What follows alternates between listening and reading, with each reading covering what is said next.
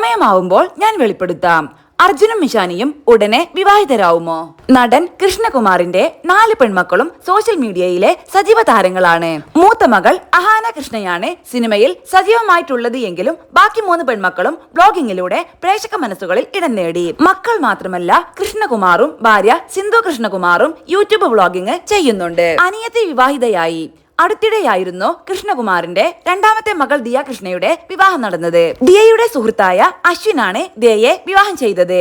ചേച്ചി നിൽക്കുമ്പോൾ അനിയത്തി വിവാഹിതയായി എന്ന പേരിൽ കുറച്ചധികം വിമർശനങ്ങളും ദിയക്ക് നേരെ ഉയർന്നിരുന്നു. ദിയ ഇപ്പോൾ ഗർഭിണിയാണെന്നും തന്റെ ജീവിതത്തിലേക്ക് പുതിയ അതിഥി എത്താൻ പോകുന്നു എന്ന് കൂടി അറിയിച്ചതോടെ സഹോദരിമാരുടെ വിവാഹത്തെക്കുറിച്ചുള്ള ചർച്ചകളാണ് ഇപ്പോൾ സോഷ്യൽ മീഡിയയിൽ നിറയെ.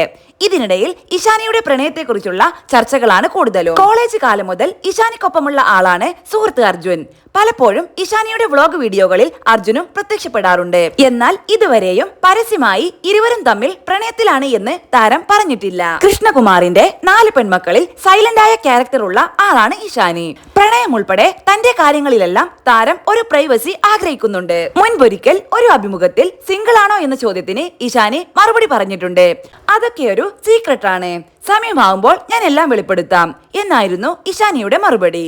24 വയസ്സാണ് ഇഷാനിയുടെ പ്രായം. ദിയ വിവാഹിതയായി സെറ്റിലായ സ്ഥിതിക്ക് അടുത്തത് അർജുന്റെയും ഇഷാനിയുടെയും വിവാഹമായിരിക്കുമോ?